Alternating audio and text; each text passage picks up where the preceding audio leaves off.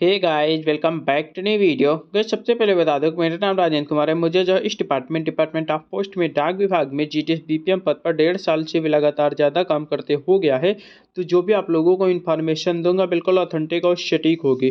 तो गाइस, आज की जो वीडियो है इसमें आप लोगों को मैं जो है ये वीडियो प्रॉपर उन लोगों के लिए है जो पहले से जीटीएस में सिलेक्टेड है, यानी कि पहले से उनको जो है जीटीएस में जॉब लग चुकी है, सिलेक्शन हो चुका है, ज्वाइनिंग हो चुकी है। तो उन्हीं के लिए ये वीडियो होने वाला है। तो उनके मन में सबसे बड़ा कन्फ्यूजन ये है कि सर हम जो है पहले से जीटीएस में काम कर रहे हैं, कार्यरत हैं या फिर सिलेक्टेड हैं, तो क्या जो है हम दोबारा से फॉर्म भर सकते हैं या फिर नहीं, पहला क्वेश्चन।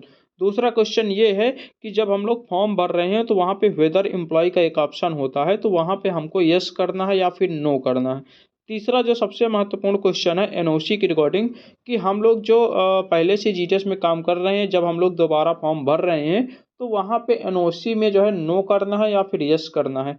तो इन्हीं टॉपिक पे पूरा आज की वीडियो में पूरा डिस्कशन करने वाले हैं, तो आप लोग पूरा वीडियो जरूर देखिएगा। अगर मेरे इस चैनल पे नए हो, अगर अभी तक सब्सक्राइब नहीं किया हुआ है तो प्लीज़ चैनल को सब्सक्राइब जरूर कर लें, क्योंकि इस चैनल पे आप लोगों को जीटीएस की रिकॉर्डिंग पल पल के और ऑथेंटिक अपडेट मिलती रहती है। इससे पहले बता देता हूँ, अगर आप लोग जो है मेरे इस चैनल पे नए हो और प्लेलिस्ट वाले ऑप्शन पे नहीं गए हो, तो वहाँ पे आप लोग जाना, आपको बहुत सारी प्लेलिस्ट मिल जाएंगी।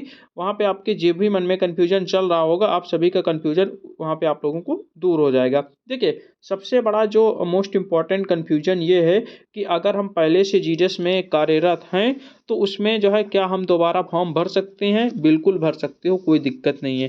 आप चाहे पहले से सिलेक्टेड हो, आपकी ज्वाइनिंग हुई है या फिर नहीं हुई है, उससे कोई मतलब नहीं है, आप दोबारा फॉर्म भर सकते हो, कोई दिक्कत नहीं है। पहला कन्फ्यूजन आपका दूर हो गया होगा। दूसरा कन्फ्यूजन ये है कि जो ऑलरेडी सिलेक्टेड कैंडिडेट हैं, जीटीएस में काम कर रहे हैं, ठीक है, तो उनको जो है वेदर एम्प्लॉय में यस करना है या फिर नो करना है। तो देखिए, वेदर एम्प्लॉय में आपको यस करना ही करना है। आपको वेदर एम्प्लॉय में यस करना है, वहाँ पे आपको जो है कोई चीज़ छुपाना नहीं है। वहाँ पे आप लोग ये सोचते हो कि हम नो कर देंगे और हम जो है पुराना जो भी सर्विस पीरियड है उसको नहीं दिखाएंगे और नए सिरे से हम लोग जाके ज्वाइन कर लेंगे, ठीक है। तो ऐसा नहीं है भाई, आप लोग ये गलती मत करिएगा, क्योंकि आपको भविष्य में दिक्कत आएगी। दिक्कत कहाँ पे आएगी वो चीज़ भी मैं आपको बता रहा हूँ। अगर मान लो कि आप पहले से जीटीएस में सिलेक्टेड हो, ज्वाइनिंग हो गई है, काम कर रहे हो, उसके बाद फॉर्म भर रहे हो, उसके बाद वेदर एम्प्लॉय में आपने जो है गलती से नो कर दिया या फिर जो है जानबूझ के नो कर दिया है, तो वहाँ पे नो करने का मतलब ये है कि आपने जो है अपना जॉब छुपाया है। तो उसके बाद क्या होगा कि कोई दिक्कत नहीं, उस टाइम पे कोई दिक्कत नहीं होगी। लेकिन जब आपका जो है ज्वाइनिंग हो जाएगी, ठीक है, नई पोस्ट पे जब ज्वाइनिंग होगी, उसके बाद जब आपकी एम्प्लॉय आईडी बनने को जाएगी, तो वहाँ पे आपने तो नो किया है, इसका मतलब कि आप फ्रेश कैंडिडेट हो, नए कैंडिडेट हो। वो लोग जो है नए सिरे से सीएसआई आईडी बनाएंगे। जब आपकी सीएसआई आईडी बनाएंगे तो उस समय आपका जो भी डाटा रहेगा, आधार कार्ड, पैन कार्ड सब डालेंगे, तो वो डाटा वहाँ पे ऑलरेडी बताएगा कि ऑलरेडी क्रिएटेड सीएसआई आईडी या फिर एम्प्लॉय आईडी। तब आप वहाँ पे पकड़े जाओगे, तब आपको जो है दिक्कत हो जाएगी। तब वहाँ पे जब छुपाओगे तब आपके सामने ये होगा कि इसमें तो आपका ऑलरेडी जो है जीटीएस की आईडी बनी है, क्योंकि जो आपकी एम्प्लॉय आईडी है वो सीएसआई आईडी वो केवल एक ही बार बनती है, दोबारा नहीं बनती है। वो केवल ट्रांसफ़र होती है। जब आप मान लो एक जगह से दूसरी जगह ट्रांसफ़र ले लेते हो तो उसमें आपकी आईडी पूरा ट्रांसफ़र हो जाती है, ठीक है, लेकिन दोबारा आईडी आपकी नहीं बनती है, इसीलिए वहाँ पे आपको दिक्कत हो जाएगी। इसीलिए मैं आपको कह रहा हूँ कि वेदर एम्प्लॉय में आपको यस ही करना है, नो नहीं करना है। अगर मान लो किसी ने नो कर दिया है तो वो लोग जाके फॉर्म को एडिट कर लेना, करेक्शन कर लेना। अभी 6 7 8 को जब पोर्टल खुलेगा तो वहाँ पे जाके आप लोग करेक्शन कर लेना। 2 पॉइंट मैंने क्लियर कर दिया है, दोबारा फॉर्म बिल्कुल भर सकते हैं, वेदर एम्प्लॉय में यस करना ही करना है, ठीक है। अब देखिए, इसमें वेदर एम्प्लॉय में और भी लोगों के मन में कन्फ्यूजन है कि सर हम जो है दूसरे डिपार्टमेंट से हैं तो उनको यस करना है या फिर नो करना है। तो बिल्कुल, अगर आप किसी भी गवर्नमेंट जॉब में हो तो आपको वेदर एम्प्लॉय में यस करना ही पड़ेगा। प्राइवेट वगैरह को, प्राइवेट वाले जो भी हैं उनको नो करना है, उससे कोई दिक्कत नहीं है, ठीक है। उसके बाद हमारा है एनओसी की रिकॉर्डिंग। एनओसी में आपको यस करना है या फिर नो करना है, उसकी रिकॉर्डिंग हम लोग बात करते हैं। देखिए, एनओसी में आप यस कर सकते हो, लेकिन यस आपको तभी करना है, एक बार आपको क्या करना है कि अपने जो भी एफडीआई है, जिस जगह आप इस प्रेजेंट टाइम पे वर्किंग हो, काम कर रहे हो, वहाँ के जो एफडीआई हैं या फिर एएसपी हैं या फिर आपके जो है एसपी हैं वहाँ पे यानी कि आपको हेड ऑफिस में जाना है या फिर डीओ में जाना है।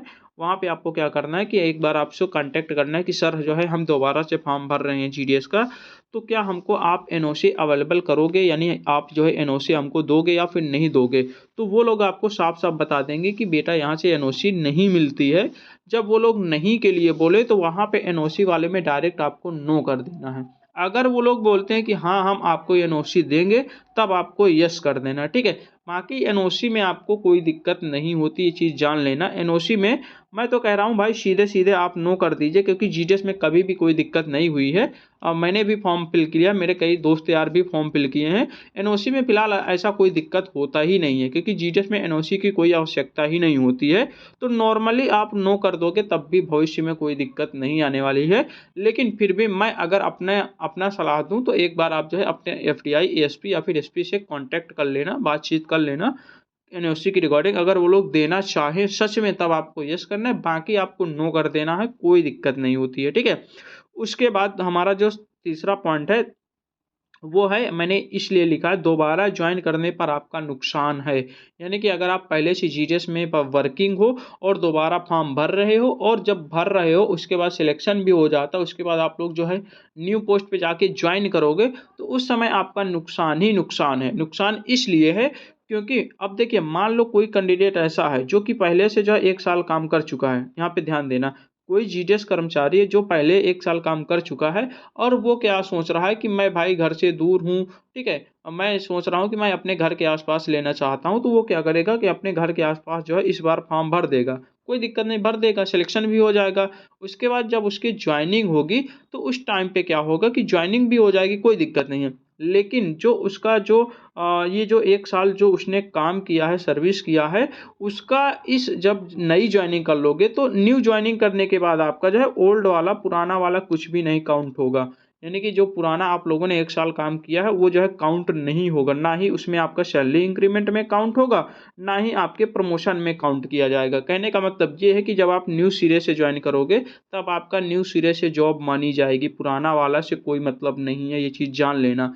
इसीलिए मैं आपको सलाह यही दूंगा कि जो भी कैंडिडेट यहाँ पे जो है पहले से ज्वाइन कर चुके हैं, उन लोगों के लिए मैं सलाह यही दूंगा, अगर उनका 1 से 2 महीना, 3 महीना, 4 महीना ज्वाइनिंग को हुआ है तो उन लोगों के लिए कोई दिक्कत नहीं है, वो लोग जो है न्यू पोस्ट पे जाके ज्वाइन कर लेना, अगर उनका घर के आसपास हो जाता है तो।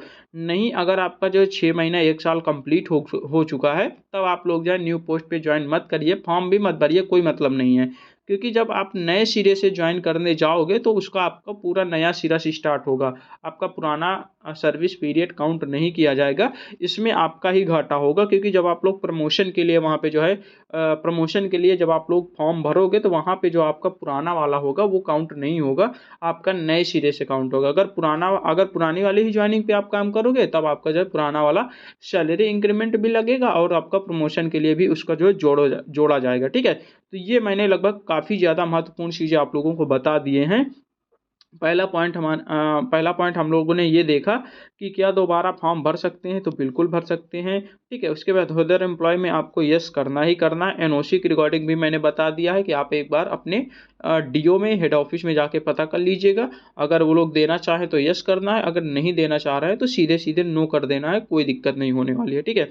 दोबारा ज्वाइन करने पर क्या क्या नुकसान है, नुकसान के रिकॉर्डिंग भी मैंने आप लोगों को सारा चीज़ यहाँ पे बता दिया कि आपका इंक्रीमेंट भी नहीं लगेगा, और आपका मतलब कि इंक्रीमेंट पुराना वाला नहीं काउंट होगा, और नया सिरे से जब आप लोग नए सिरे से नई डेट से ज्वाइनिंग करोगे तो उस टाइम से आपका सर्विस काउंट किया जाएगा, ठीक है। और प्रमोशन के लिए भी सेम टू सेम वैसा ही है कि जब आप लोग नई पोस्ट पे जाके ज्वाइन कर लोगे तो उस टाइम पे आपका प्रमोशन वाला वहीं से शुरू होगा, पुराना वाला काउंट नहीं होगा। इसलिए मैं आपको कहता हूँ कि जो लोग पुराने हैं वो लोग क्या करना, आप लोग जो है भाई नया फॉर्म भरने की कोई मतलब नहीं, आप लोग ट्रांसफ़र ले लेना, क्योंकि ट्रांसफ़र जो है हर 6 महीने में ओपन होता है, तो आप लोग ट्रांसफ़र के लिए अप्लाई कर देना और अपने घर के आसपास कहीं भी पहुंच जाना, उसके लिए आपको आसानी होगी। ये चीज़ है, आप ट्रांसफ़र लेके भी आप लोग अपने घर के आसपास जा सकते हो। लेकिन हालांकि ट्रांसफ़र में सीटें कम रहती हैं, फिर भी कोई दिक्कत नहीं है। अगर आप जो है नया फॉर्म भरोगे तब भाई आपको दिक्कत है। मैंने आपको सारी चीज़ें बता दिया, अब आपकी मर्जी है, आपको कैसे क्या करना है, कैसे क्या नहीं करना, वो आपकी जिम्मेदारी है, ठीक है। तो यहाँ पे लगभग मैंने सारी चीज़ें बता दिया। अब देखिए, यहीं पे जब आप लोग जब फॉर्म भरोगे तो यहीं पे वेदर एम्प्लॉय में मांगता है, ठीक है, वेदर एम्प्लॉय वाला यहीं पे मांगता है। देखिए,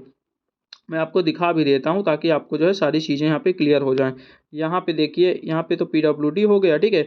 उसके बाद नीचे हाँ यहीं पे है, देखिए ये वाला चीज़ जो आप लोग देख रहे होगे ना, ये वाला यहीं पे आपके 13 नंबर वाला ये जो पॉइंट है, इसी में आपका जो है कन्फ्यूजन रहता है कि यहाँ पे पहला नंबर होता है वेदर एम्प्लॉय में जो पहले से GTS में सिलेक्शन ले लिया है, ज्वाइनिंग हो चुकी है। जिनकी ज्वाइनिंग हो चुकी है उन्हीं को यस करना है। अब आप लोग ये मत कहना कि हमारा सर डॉक्यूमेंट वेरिफिकेशन हो गया है तो हम यस कर दें, हमारा ट्रेनिंग हो गया तो हम यस कर दें। नहीं भाई, जिनकी ज्वाइनिंग हो चुकी है उनकी बात कर रहे हैं, जिनकी ज्वाइनिंग नहीं हुई है उनको नो करना है, ये चीज़ ध्यान देना, ठीक है। इसके बाद यहाँ पे वेदर एम्प्लॉय में यस या नो जो भी आप लोग हो मैंने बता दिया। NOC में यहाँ पे वेदर एम्प्लॉय NOC अवेलेबल, उसमें आप लोग नो कर दीजिएगा, बाकी आप अपने डिवीजन से बात कर लीजिएगा, ठीक है। तो इस वीडियो में हम लोग इतना ही रहने देते हैं, मिलते हैं एक नई वीडियो के साथ, तब तक के लिए बाय बाय, टेक केयर।